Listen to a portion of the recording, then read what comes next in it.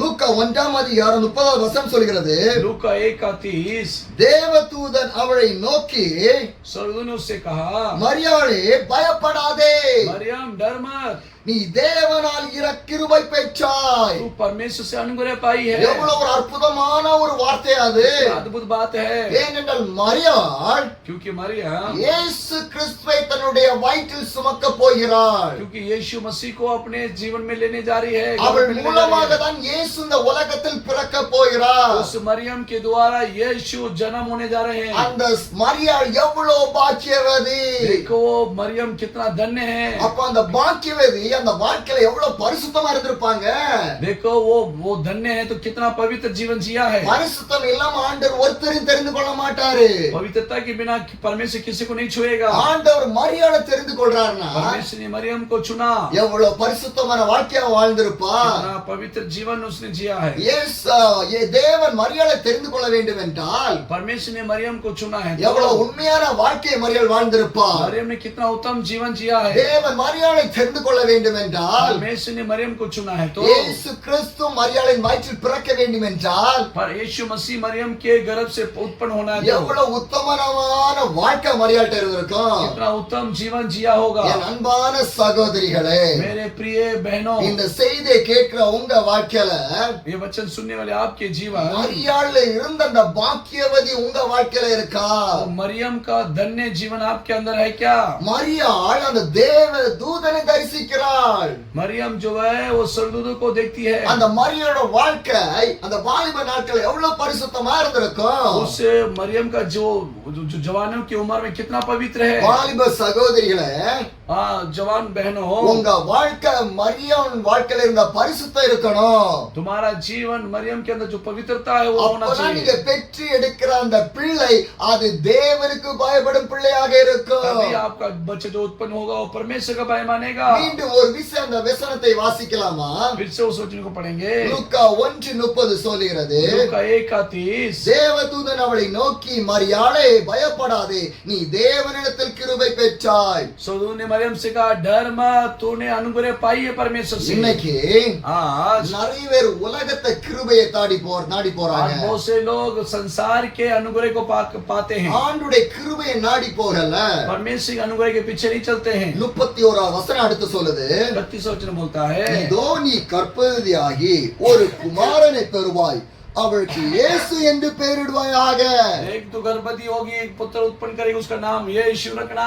வேதம் என்ன சொல்லுகிறது? बाइबल क्या बताता है? இதோ நீ கர்ப்பவதியாகி ஒரு குமாரனை பெறுவாய், एक तो गर्भवती होगी, एक पुत्र उत्पन्न करेगी। நீ தேவனிடத்தில் तू परमेश्वर की हजूरी में, தேவனிடத்தில் परमेश्वर की हजूरी அந்த में, பரிசுத்த ஆவியானவரிடத்தில் तू पवित्र आत्मा की हजूरी में। என் அன்பான தேவ ஜனமே, परमेश्वर के प्रिय जनों, உன்னுடைய வாழ்க்கை அப்படி இருக்க வேண்டும். आपका जीवन पवित्र होना चाहिए। இதோ நீ கர்ப்பவதியாகி ஒரு குமாரனை பெறுவாய், அவளுக்கு இயேசு என்று பெயரிடுவாயாக. गर्भवती होगी तो एक पुत्र उत्पन्न करेगी, उसका नाम यीशु என் रखना। அன்பான தேவ ஜனமே, परमेश्वर के प्रिय लोगों, உன்னுடைய குழந்தை அது இயேசுவின் குழந்தையாக இருக்க வேண்டும். आपके संतान यीशु के बच्चे जैसे होना है। உன்னுடைய குழந்தை இயேசுக்கு பிரியமாக இருக்க வேண்டும். आपके बच्चे यीशु के प्रिय होना चाहिए। உன்னுடைய குழந்தை இயேசுக்கு நற்சாட்சியாக வாழ வேண்டும். आपके बच्चे यीशु के लिए गवाह बनना है। உன்னுடைய குழந்தை அது இயேசுவின் சிலுவையை சுமக்கிற குழந்தையாக மாற வேண்டும். आपके बच्चे यीशु जैसे क्रूस उठाना है। உன்னுடைய குழந்தை தேவ ராஜ்யத்தையும் அது நீதியும் தேடுகிற குழந்தையாக இருக்க வேண்டும். आपके बच्चे परमेश्वर का राज और धर्म की खोज करने वाला बच्चा होना ஆனால் चाहिए। लेकिन இன்றைய தாய்மார்கள் आज की माता लोग என்ன செய்றாங்க? क्या करते हैं? எந்த சாப்பாடு நல்ல சாப்பாடு, कौन सा खाना अच्छा है? என் குழந்தைக்கு எந்த சாப்பாடு கொடுத்தா நல்ல புஷ்டியாக நல்ல பலமாக வளரவா, कौन से खाना बच्चों को दूंगा तो अच्छा ताकत पाएगा? எந்த Dress போட்டா என் குழந்தை அழகாக இருக்கும், कौन सा ड्रेस पहनाएंगे तो अच्छा रहेगा? என் குழந்தையை நான் எங்கெங்கெல்லாம் எடுத்து செல்ல முடியும், अपने बच्चों को मैं कहाँ लेकर என் जाऊं? குழந்தைக்கு எப்படிப்பட்ட விலை உயர்ந்த அந்த டாய்ஸ் எல்லாம் என்னால வாங்கி கொடுக்க முடியும். कितने बड़े-बड़े खिलौनों में लेकर दे सकता அவன் हूं। வளருகிற வேளையில जब वो बच्चा बढ़ता है, அவன் வாழ்க்கைக்கான தேவைகளை என்னால சந்திக்க முடியும். उसकी जरूरत को मैं पूरा कर सकता हूँ। அவன் வாழ்க்கைக்கு தேவைப்படுகிற இன்சூரன்ஸ் எல்லாம் நான் செய்ய முடியும். बच्चे की जरूरत को मैं पूरा कर सकता அவன் हूँ। வாழ்க்கைக்கு தேவைப்படுற எல்லா பேங்க் சேவிங்ஸ் அவனுக்கு நான் செய்ய முடியும். बच्चे की जरूरत को, बैंक की जरूरत को मैं डालूंगा। எங்கெல்லாம் அவன் படிக்க வேண்டுமோ, जहाँ कहीं पढ़ना நான் है, எவ்வளவு கஷ்டப்பட்டாவது, कितना भी दुख நான் उठाऊं, எவ்வளவு வேலை செஞ்சாலும் செஞ்சாவது कितना भी काम என் करूं, குழந்தைய நல்ல இடத்துல நான் படிக்க வைக்கணும், मैं अच्छे जगह पर मेरे बच्चे को நல்ல पढ़ाऊंगा, ஒரு இடத்துல திருமணம் செய்து கொடுக்கணும், अच्छे जगह पर शादी நல்ல कराऊंगा, ஒரு இடத்துல வேலை வாங்கி கொடுக்கணும். अच्छे जगह पर नौकरी लेके दूंगा। என்னெல்லாம் கற்பனை நமக்குள்ளாடி, कितना कल्पना हमारे अंदर है, என்னென்ன கற்பனைகள் நமக்குள்ளாடி. कितनी कल्पना हम करके रखते ஆனா हैं। பரலோக ராஜ்யத்தை குறித்ததான கற்பனை உங்க வாழ்க்கையில இருக்கா? क्या स्वर्ग राज्य के बारे में कल्पना है? உங்களுடைய குழந்தைக்கு தேவனுடைய ராஜ்யத்தில் போக வேண்டும் என்கிற ஆசை இருக்கிறதா? क्या परमेश्वर के राज्य में जाने के लिए आपकी इच्छा है? என் அன்பான தேவ ஜனமே, परमेश्वर के प्रिय என் लोगों, அன்பான தேவ ஜனமே, परमेश्वर के प्रिय இந்த लोगों, வேளையிலும் இயேசு உங்களுடன் பேசிக் கொண்டிருக்கிறார். यीशु इन दिनों में बात कर रहा है। உங்கள் குழந்தையை ஏன் இயேசுக்காக கொடுக்க கூடாது? क्यों नहीं अपने बच्चों को यीशु के लिए देना உங்கள் है? குழந்தையை இயேசுக்காக ஏன் வளர்க்க கூடாது? क्यों नहीं यीशु के लिए अपने बच्चों को बढ़ाना है? நல்ல அருமையான ஆகாரம் கொடுக்கிறீர்களே, आप अच्छा भोजन दे रहे हैं, ஆனா தேவனுடைய வசனத்தை கொடுத்தீர்களா? क्या परमेश्वर के वचन को दिया है? அவர்களுக்கு ஜெபம் செய்யறதுக்காக கற்றுக் கொடுத்தீர்களா? क्या प्रार्थना के लिए सिखाया है? இயேசுவை குறித்து சொன்னீர்களா? यीशु के बारे में बताते हैं பரலோக क्या? ராஜ்யத்தை குறித்து சொன்னீர்களா? स्वर्ग राज्य के बारे में बताया क्या? பாவத்தை குறித்து சொன்னீர்களா? पाप के बारे में बताया गया? உங்க குழந்தையை நீங்க எப்படி வளர்த்திட்டு இருக்கீங்க? आप अपने बच्चों को कैसे पालन पोषण அன்பான कर रहे हैं? தேவச்சனமே, परमेश्वर के प्रिय இந்த लोगों, மரியாதை பாருங்க, मरियम को देखे, அவள் தெரிந்து கொள்ளப்படுகிறாள். वो चुनी हुई है। நீங்களும் தேவனால் தெரிந்து கொள்ளப்பட வேண்டும். अभी परमेश्वर की ओर से चुना होना இந்த चाहिए। மரியாளுக்கு ஒரு நண்பர், ஒரு ஃப்ரெண்ட்ஸ் இருந்தாங்க. इस मरियम को एक दोस्त थी, அவங்க பேர் எலிசபெத். उनका नाम एलिशबत है। எலிசபெத்துக்கு மரியாதை குறித்து தெரியும், मरियम के बारे में सबको तो मालूम है, மரியாளுக்கு எலிசபெத்தை குறித்து தெரியும். इन दोनों को मालूम है अपने एक दूसरे को। ஆனால் இவருக்குள்ளாக நல்ல ஒரு ஐக்கியம். इन दोनों का आपस में एक अच्छा रिश्ता। அது எப்படிப்பட்ட ஐக்கியம்? कैसा रिश्ता? பரிசுத்தமான ஐக்கியம். पवित्र रिश्ता, பரிசுத்தமான ஐக்கியம். पवित्र रिश्ता। அது தேவனுக்கு பிரியமுள்ளது. वो परमेश्वर का प्रिय है। என் அன்பான தேவச்சனமே, परमेश्वर के प्रिय लोगों, இன்னைக்கு உலகத்தை பார்த்து நான் பயப்படுறேன். मैं संसार को देखकर डरता हूँ। ஏன் தெரியுமா? क्यों? இன்னைக்கு क्यों आज ஆண்களும் திருமணம் செய்து கொள்றாங்க. आज ऐसा हो चुका है, पुरुष के साथ शादी कर रहा है, பெண்களும் திருமணம் செய்து கொள்றாங்க. स्त्री के साथ शादी कर रहे हैं। எப்படி நம்முடைய பிள்ளைங்க மாறிட்டு இருக்காங்க? कैसे दुनिया बदल रहा है, बच्चे बदल रहे அந்த हैं। இந்திய தேசத்துடைய கலாச்சாரம் எப்படி மாறிக்கொண்டு இருக்கிறது? भारत देश का कल्चर कैसे बदल रहा है? கடந்த சில மாதங்களுக்கு முன்பதாக कुछ महीने पहले சென்னை பட்டணத்தில் चेन्नई में இப்படிப்பட்ட மக்களுக்கான ஒரு திருவிழா நடைபெற்றது. ऐसे लोगों के लिए बड़ा मेला चल लगा। அநேக பெண்களும் வாலிபர்களும் இந்த இடத்துல கலந்து கொண்டார்கள். बहुत से स्त्री जवान लोग वहां पर इकट्ठे हुए। அவங்க என்ன சொல்றாங்க? क्या बोल रहे ஒரு हैं? பெண்ணை திருமணம் செய்து கொள்வதில் என்ன தவறு இருக்கு? एक लड़की कहती है मैं एक लड़की की लड़की से शादी करने से क्या गलत है? ஒரு ஆண் இன்னொரு ஆணை திருமணம் செய்வது என்ன தவறு இருக்கிறது? एक पुरुष दूसरे पुरुष से शादी करना क्या गलत है? ஆண்டவர் இந்த வாழ்க்கையை என்ஜாய் பண்ணதானே கொடுத்திருக்கிறாரு. परमेश्वर इस जीवन को एंजॉय करने के लिए दिया है, அதனால இந்த வாழ்க்கையை என்ஜாய் பண்ணுறோம். इस जीवन को एंजॉय कर रहे அன்பான हैं। தேவச்சனமே, परमेश्वर के प्रिय लोगों, ஆண்டவர் ஆதாமை உருவாக்குகிறார். परमेश्वर ने आदम को बनाया। இன்னொரு ஆதாமையும் உருவாக்கி இருக்கலாம். परमेश्वर चाहे तो एक और आदम को बना அப்படி सकता है, செய்யலையே. ऐसे नहीं बनाया। ஆண்டவர் ஏவாளை உருவாக்குறாரு. परमेश्वर ने हवा को बनाया, ஆனா இன்னொரு ஏவாளை உருவாக்கி இருக்கலாம். लेकिन एक और हवा को भी बना सकता है। ஆனா ஆண்டவர் அப்படி செய்யலையே. परमेश्वर ऐसे नहीं बनाया।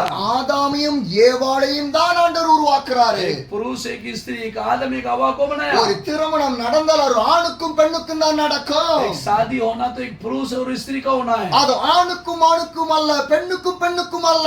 और लड़की लड़की के साथ नहीं, लड़का लड़के के साथ नहीं। அது பாவம். वो पाप है, அது பாவம். वो पाप है। நம்முடைய பிள்ளைகளின் எதிர்காலம் நம்முடைய கைகளில் தான் இருக்கிறது. हमारे बच्चों के भविष्य हमारे हाथ में है। உங்களுடைய பிள்ளைகளை வளர்க்க வேண்டிய கடமை உங்கள் கைகளில் தான் இருக்கிறது. बच्चों को पालन पोषण करने का अधिकार आपके हाथ में है। அவன் தேவ ராஜ்யத்தை தேடுகிற குழந்தையாக இருக்க वो வேண்டும். बच्चा परमेश्वर का राज्य को ढूंढने वाला होना चाहिए। அதுதான் இந்த நாளில் நான் உங்களுடன் பேச ஆசைப்படுகிறேன், நான் வாஞ்சிக்கிறேன். यही बात को आपको बताना चाहते என் हैं। அன்பான தேவச்சனமே, परमेश्वर के प्रिय लोगों, ஆண்டவர் குழந்தையை உங்களுக்கு கொடுத்திருக்கிறார். परमेश्वर ने आपको संतान दिया அந்த है। குழந்தையை சரியான பாதையில் நடத்த வேண்டியது உங்கள் கடமை. परमेश्वर बच्चों को सही मार्ग में चलाना ये आपकी जिम्मेदारी है। அந்த குழந்தையை பரலோக ராஜ்யத்தில் நடத்துவது உங்கள் கடமை.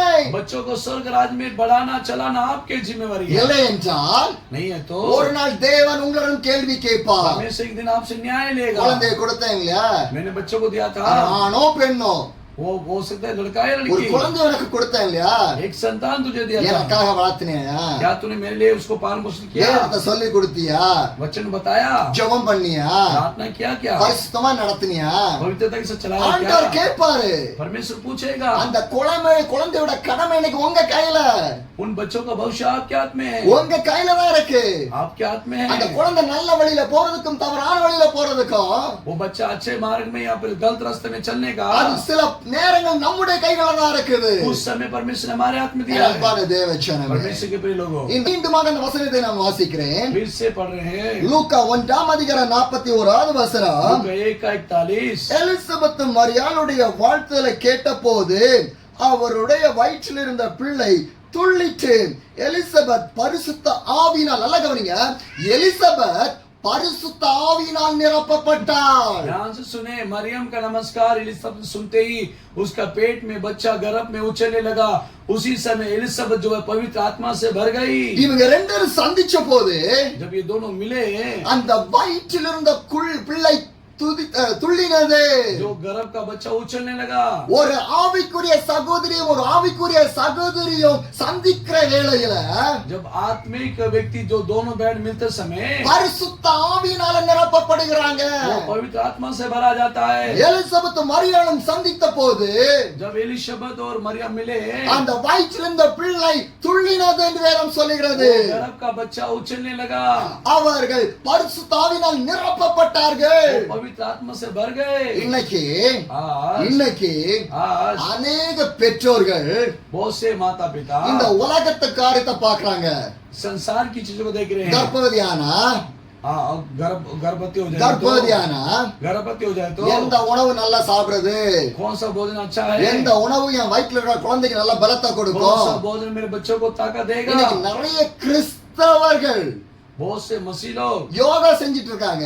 योगा कर रहे हैं। யா योगा कर रहे हैं। யோகா செஞ்சா योगा करेंगे तो என் வயிற்றுல இருக்கிற குழந்தை நல்லா வளரும், वो ऐसे सोचते हैं कि उनका बच्चा अच्छा पालन पोषण होगा, நல்ல சுகமான பிரசவம் கிடைக்கும். अच्छा नॉर्मल डिलीवरी होगा। கிறிஸ்தவர்களை பத்தி நான் பேசுறேன். मसीह लोगों के बारे में बोल रहे हैं। யோகா கிளாஸுக்கு போயிட்டு இருக்காங்க. योगा क्लास में जा रहे हैं। ஒரு மிருகத்திற்கு அந்த பிரசவத்தை பார்க்கிற தேவன் உன் கருவில் இருக்கிற குழந்தைக்கு பிரசவத்தை பார்க்க மாட்டாரோ? जो परमेश्वर जो जानवर का डिलीवरी करने के लिए मदद करता है, वो आपके लिए वो आपके बच्चों के लिए कर सकता है क्या? பறவைகளையும் படைத்தது இறைவன் தான். पंछों को बनाया परमेश्वर ने, மிருகங்களையும் படைத்தது இறைவன் और தான். जानवर को बनाया परमेश्वर ने, உங்களை என்னையும் படைத்தது இறைவன் தான். आपको मुझे बनाया परमेश्वर ने। அந்த குழந்தை ஆண்டு தந்த குழந்தையை சரியான நேரத்தில் சுகமான பிரசவத்தை கொடுக்க முடியாதா? क्या जिस परमेश्वर ने संतान को दिया वो नॉर्मल डिलीवरी नहीं दे सकता என் क्या? அன்பான தேவச்சனமே, परमेश्वर के प्रिय लोगों, என் அன்பான தேவச்சனமே, परमेश्वर के प्रिय இந்த लोगों, பிறந்த நாளை கொண்டாடுகிற இந்த நேரத்திலும் बच्चे के जन्मदिन को उत्साहित से मनाने वाले உங்கள் குழந்தை பரிசுத்தாவினால் நிரப்பப்பட்டிருக்க हमारे வேண்டும். बच्चे भी पवित्र आत्मा से भरना चाहिए। வேற எதை குறித்து யோசிக்காதீங்க. और किसी बात के बारे में ना सोचें। பரிசுத்தாவி என் குழந்தையை தொட வேண்டும்.